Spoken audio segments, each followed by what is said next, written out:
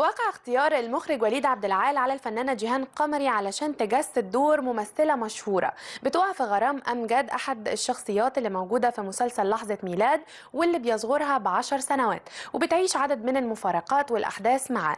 لحظة ميلاد من بطولة صابرين ومن إخراج وليد عبد العال، بيشارك صابرين البطولة الفنان كمال أبو ريا، الفنانة نشوى مصطفى، أحمد خليل وأيتن عامر. التأليف سماح الحريري، والإنتاج شركة صوت القاهرة للصوتيات والمرئيات.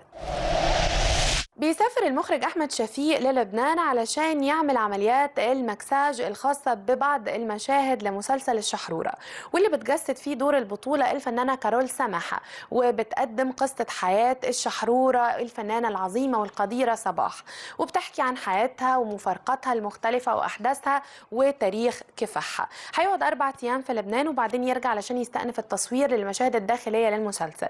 المسلسل ده من إخراج أحمد شفيق ومن بطولة الفنانة كارول سماحة، بيشاركها البطولة عدد كبير جدا من الفنانين المصريين والعرب واللبنانيين أيضا. احنا منتظرين الشحرور علشان نشوف يا ترى كارول سماحة قدرت تجسد دور صباح كويس قوي ولا لا. بيضع الموسيقار الكبير والمميز عمار الشريعي ألحان مسلسل وادي الملوك، وطبعا العمل ده هيبقى مميز جدا لأنه بيشهد وجود الثالوث العظيم اللي تواجدهم في أي عمل بيكون مصيره النجاح والتألق والتفوق. طبعا الثالوث ده هو عبد الرحمن الأبنودي في كتابة الأشعار، عمار الشريعي في الألحان وغناء الفنان المتميز علي الحجار. أول ما هيضع الألحان الفنان علي الحجار هيبدأ يتغنى بجملة الأشعار اللي وضعها عبد الرحمن الأبنودي. المسلسل ده بيضع ليه المعالجة الفنية شاعرنا الكبير وعمنا عبد الرحمن الأبنودي، والإخراج لحسني صالح. أما البطولة لصابرين سمية الخشاب، وعدد كبير جدا من الفنانين منتظرين وادي الملوك.